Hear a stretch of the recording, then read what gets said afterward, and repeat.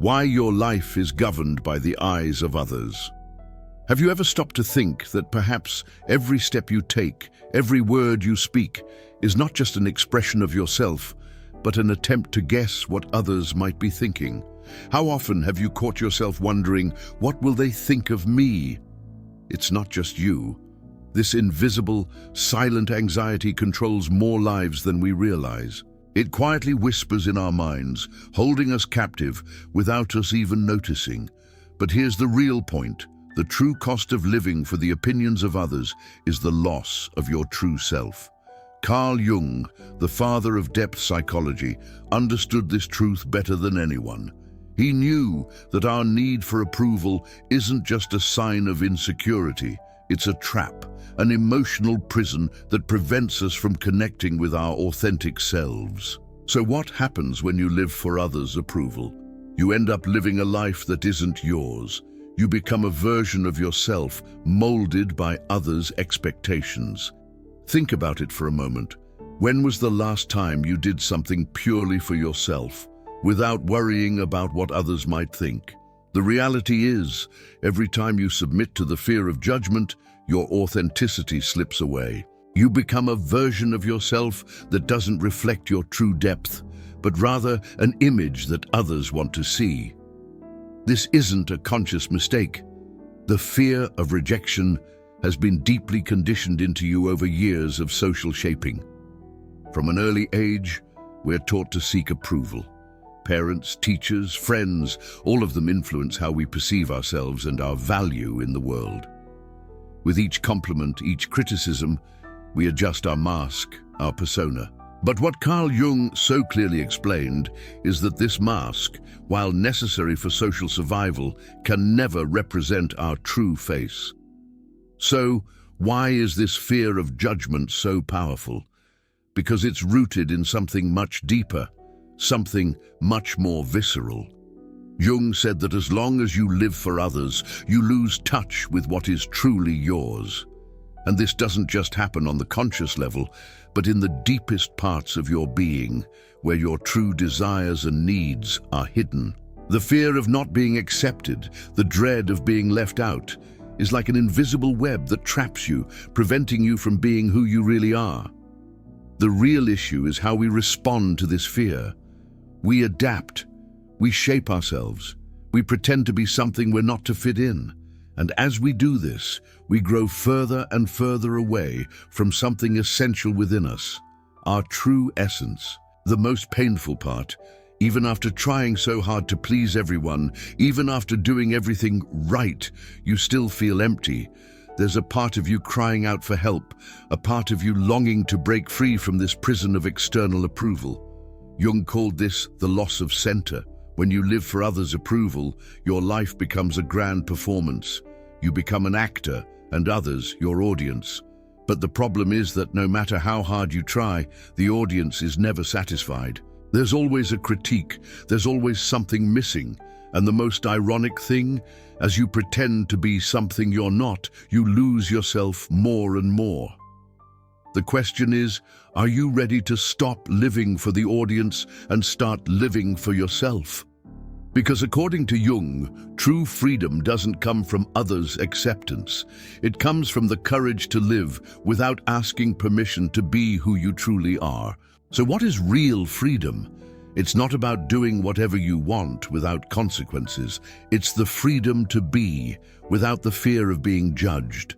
It's about stopping yourself from constantly asking, what will they think of me? That's the prison you need to break free from, and that's exactly what we're going to dive deeper into. Right now, reflect on your life. How many decisions have you made to please others? How many times have you held back or kept silent just to avoid conflict? Do you see now how much of your energy, how much of your true self is tied to what others expect of you? This is the invisible prison, and it's time to start breaking free from it. But how? In the next chapter, we'll talk about the ego and the social mask you wear and how this persona might be preventing you from reaching true authenticity. How does this sound? Is it in line with what you're envisioning? If everything looks good, we can move on to the next chapter. Você disse, continue. Oh, ChatGPT disse, great. Let's move on to Chapter 2. Chapter 2. The Ego and the Social Mask. Who you really are behind the performance. We all wear a mask. It's not just a metaphor, it's a survival mechanism. We call it the persona. In public, it's the face we show the world, the version of ourselves that fits in, that conforms, that pleases. And while the persona is necessary to interact with others, to function in society, it can never be your true self. It's simply a role you've learned to play. Have you ever caught yourself saying something you didn't fully believe, just to keep the peace? Or perhaps you've dressed a certain way because you knew it would be well received, even though it wasn't how you felt inside. These are just glimpses of the mask you wear. It's the version of you that is not driven by what you truly want or feel, but by the expectations of others. Jung understood this perfectly. He taught us that from an early age, we begin to shape this mask to fit into the world around us. We learn to say the right things, to do the right things, to be the right person in order to survive. But the more we wear this mask, the further we drift from the truth of who we are. And here lies the danger. The more you become attached to this mask, the more you forget the person underneath. Think about it. When was the last time you truly expressed what was on your mind without thinking about how others would perceive you? It's hard, isn't it? We've become so conditioned to seek external validation, to please others, that we often don't know what it feels like to simply be ourselves without fear of judgment. The persona, over time, becomes so ingrained that you begin to believe it is all there is to you. But here's the truth. The persona is a lie. It's a survival mechanism, yes, but it's not your essence. The real you is buried beneath layers of expectations, judgments, and fears. And the longer you let the mask define you, the further away you get from the person you were always meant to be. Jung's concept of the shadow comes into play here. The shadow is everything you hide about yourself, the parts of you that you're ashamed of, the emotions you suppress, the desires you deny. The more you try to suppress your true nature, the more it festers in the darkness, growing stronger and stronger until it demands to be seen. If you've ever felt anxiety, disconnection, or a general sense of being fake, it's because your shadow is calling out. It's crying for attention. It's the parts of you that you're afraid to show because you fear rejection. But here's the paradox. The more you hide from your shadow, the more it controls you. When you ignore your real thoughts, feelings, and desires, you lose access to the very source of your power. This is where true healing begins. Facing the shadow, embracing those parts of yourself that you've hidden. Jung taught that the path to authenticity is to integrate the shadow. You cannot be whole until you accept all parts of yourself, not just the parts that are socially acceptable, but the ones you've been taught to reject. So ask yourself, what parts of yourself are you hiding? What do you fear to express because you believe others won't understand or approve? And more importantly, what would it feel like if you allowed yourself to stop hiding? This is the crucial step toward becoming who you truly are. By letting go of the persona, by facing the shadow, you begin to reconnect with your inner self. You start to live life based on your own values, not the expectations of others. But here's the hardest truth. You can't make everyone happy. No matter how hard you try, no matter how much you tailor your behavior, there will always be critics. There will always be people who misunderstand or judge you for being real. And that's okay, because the only person whose approval matters is yours. Jung called this process individuation, and it's the journey of becoming your true self, no matter the cost. It's about shedding the layers of the mask and allowing yourself to be seen for who you really are. Individuation is not easy, it's not comfortable, but it's the only path to freedom. Here's the challenge. Are you willing to face your shadow, let go of the mask, and step into the light of your own truth? Are you ready to stop living for the approval of others and start living for yourself? In the next chapter, we will dive deeper into the concept of rejection and how the fear of being rejected is often just a reflection of our own internal insecurities.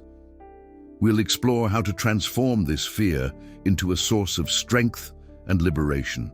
How does this chapter feel? Are we heading in the right direction? Let me know if you'd like any adjustments or if you're ready to proceed to chapter 3. Você disse, continue. Oh, ChatGPT disse, great, let's move on to chapter 3. Chapter 3, the cure for rejection, meeting your shadow. Have you ever felt like you were too much for others?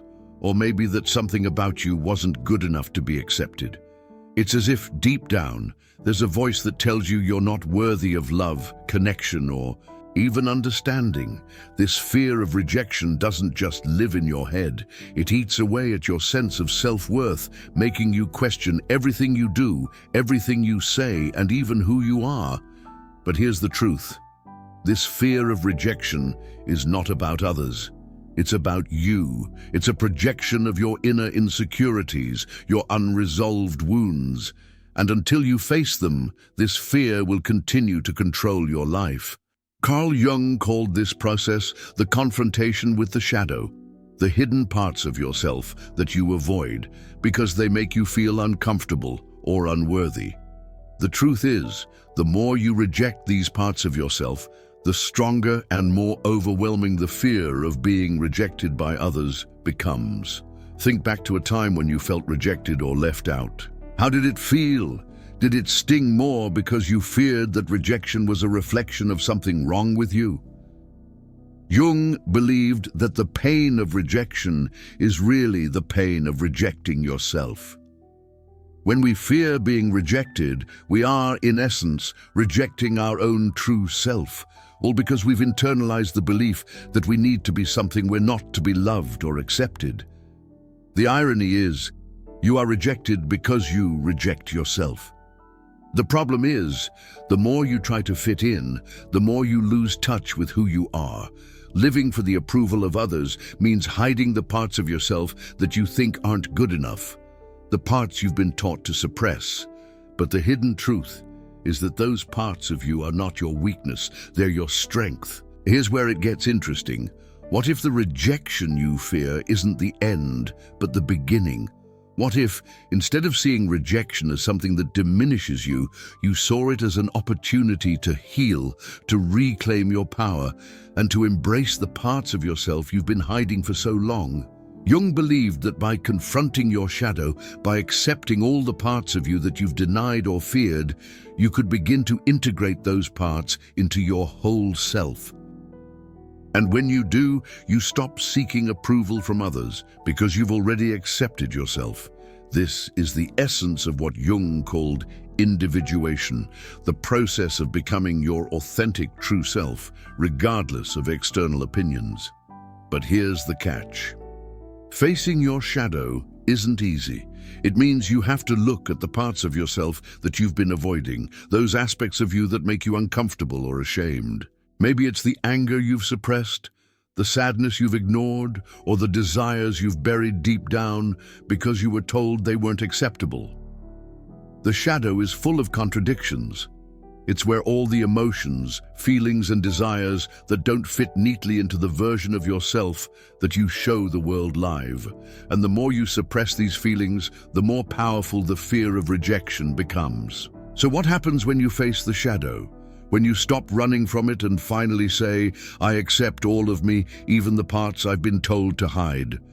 Jung said that when we embrace the shadow, we reclaim our power. What once felt like weakness or shame becomes strength. Your anger, your sadness, your imperfections, they become your greatest assets because you stop hiding them. You stop fearing them. And that in turn makes you less afraid of the rejection you once feared so much. But let's be clear, this doesn't mean that you'll never be rejected again.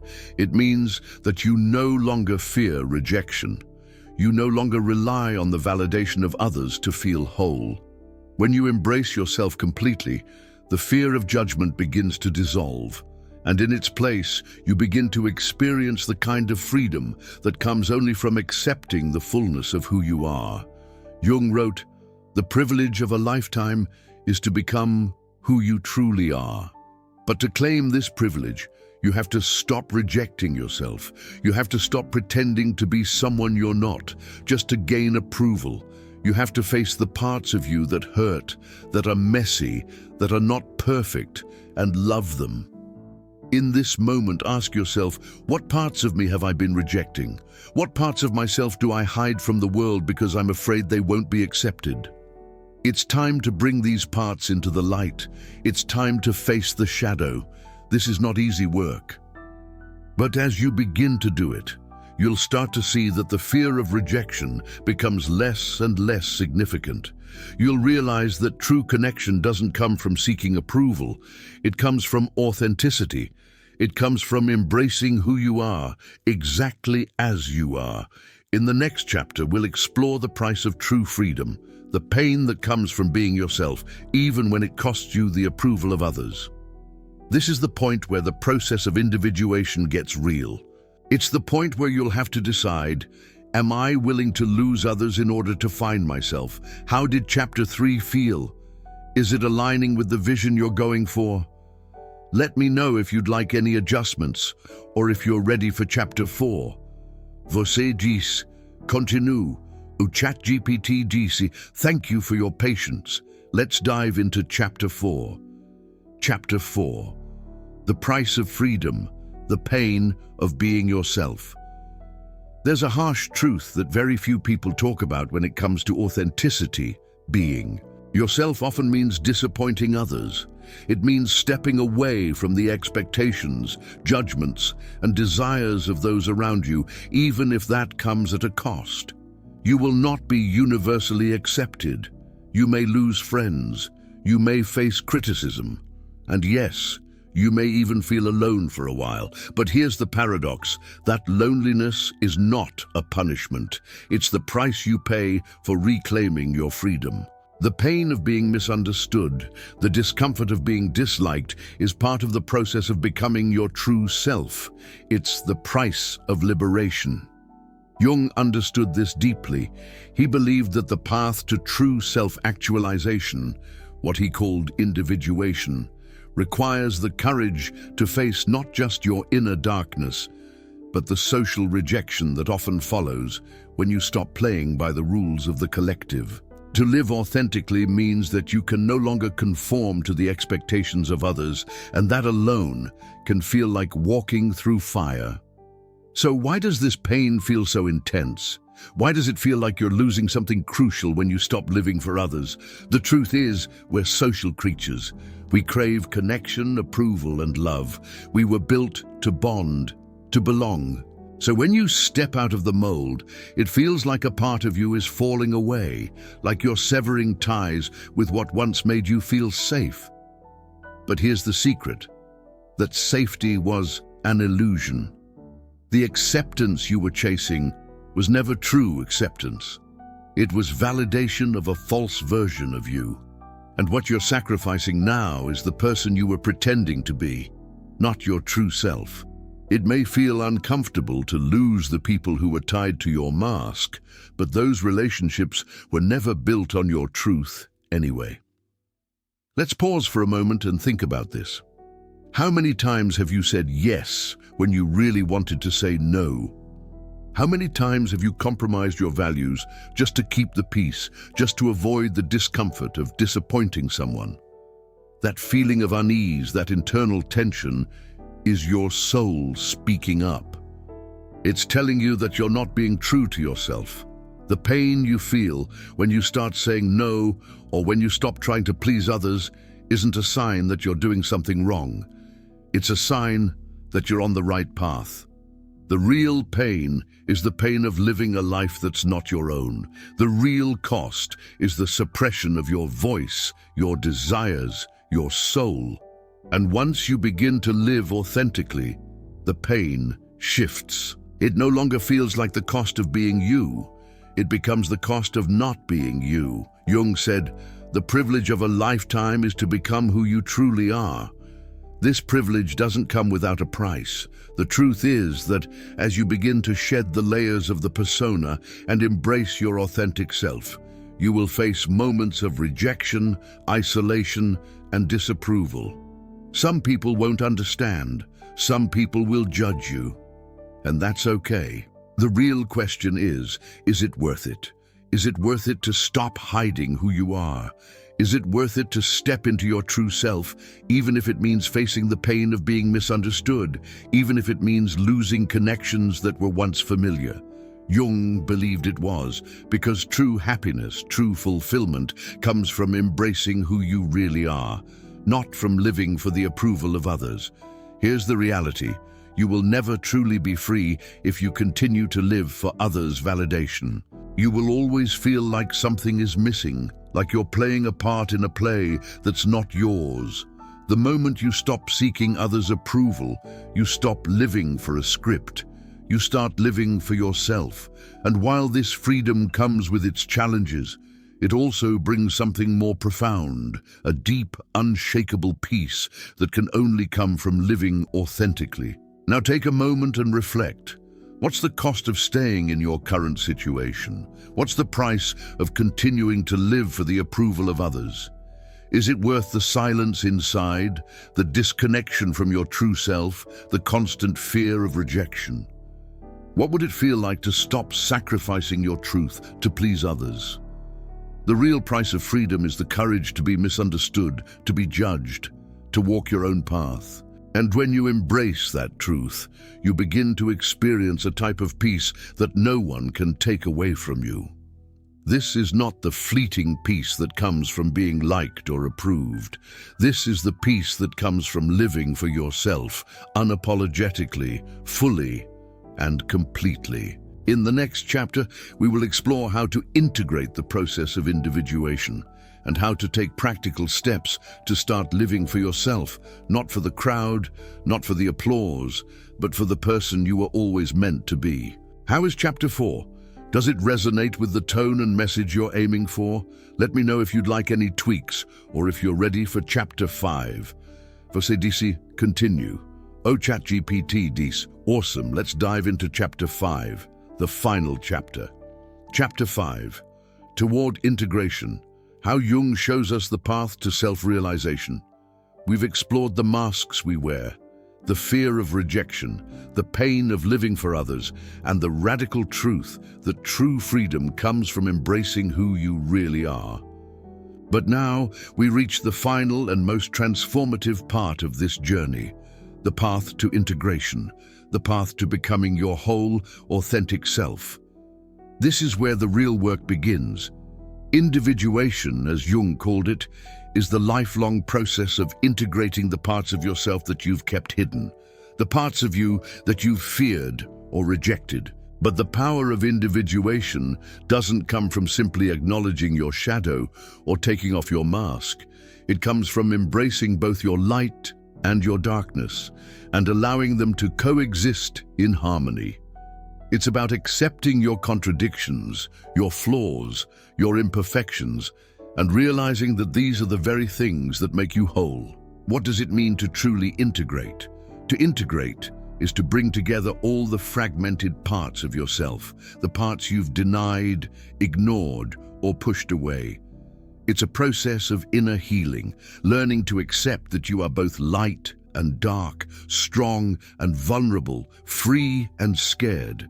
You are not just one part of yourself, you are the sum of all your parts, and only when you accept and embrace this wholeness can you step fully into your personal power. Think about it. For so long, you've likely been trying to fit into a box. You've been pretending to be someone you're not in order to gain approval, validation, and love. But here's the truth. No one can fit into a box, because you are not meant to be a box. You are an unfolding, evolving, complex being, and the only way to truly feel alive is to live as your authentic, integrated self. Jung's wisdom here is clear. You don't need to be perfect. In fact, perfection is a trap. The more you strive for an unattainable standard, the more you distance yourself from your true essence. Real freedom is not in perfection, but in being real, in accepting who you are, flaws and all. It's in being able to stand in your own truth without fear of judgment, criticism, or rejection. But the process of integration is not easy. It's not a one-time event. It's a lifelong commitment to self-awareness, growth, and self-acceptance. It's about confronting the parts of you that you've been afraid to face, the anger, the jealousy, the shame, the vulnerability, and learning to love those parts just as much as the good parts. When you do, you begin to release the grip that the fear of judgment has on you. How do you start integrating? The first step is awareness. Start by noticing when you wear your mask, when you change your behavior to please others or hide your true feelings. Pay attention to your thoughts and emotions. What do you suppress or deny? What parts of you feel like the other or the shadow? The more you bring these aspects into your conscious awareness, the more you can begin to accept them. But it's not just about awareness. It's about action. Begin to make choices that reflect your true self. Speak your mind, even when it's uncomfortable. Stand up for what you believe in, even if it means standing alone. Express your true feelings, even if they're not what others want to hear. Every time you choose to be authentic, you integrate a little more of yourself. And remember, you will face resistance. There will be moments when you'll doubt yourself, when you'll feel the urge to slip back into old patterns of people-pleasing. But here's the thing. Every time you resist the urge to conform, every time you choose authenticity over approval, you strengthen your sense of self. And over time, this becomes who you are. A person who doesn't need external validation to feel whole. A person who stands in their truth, no matter the cost. The final step in this journey is self-compassion. If you slip up, if you fall back into old patterns, be kind to yourself. Don't punish yourself for not being perfect. Jung believed that the way to true self-acceptance was through love. Love for all parts of yourself. When you make a mistake, when you falter, don't beat yourself up. Instead, say, I'm human, I'm growing, I'm on the path. Self-compassion is the glue that holds the process of integration together. And as you continue on this path, something remarkable happens. You begin to attract people who see you for who you really are. Your tribe, the people who will love you for your truth, not for the mask you wear, will begin to show up. And the most beautiful part? You'll become magnetic. When you stop hiding your true self, when you stop seeking approval, you become a beacon for others who are on the same path. You start to attract relationships based on real connection, not superficial validation. At this point, it's important to ask yourself, are you ready to step fully into who you are? Are you ready to stop pretending, to stop wearing the mask, to stop caring what others think? The choice is yours, but the path to freedom begins with one simple truth. You are enough as you are, and the world is waiting for the real you to show up. In the end, Carl Jung's hidden truth is this. True freedom comes when you stop living for others' opinions and start living for yourself. It's the ultimate act of courage. The courage to be who you are, to embrace every part of you, and to walk through the world unapologetically as your authentic self. This is the power of individuation. This is the journey to becoming who you truly are.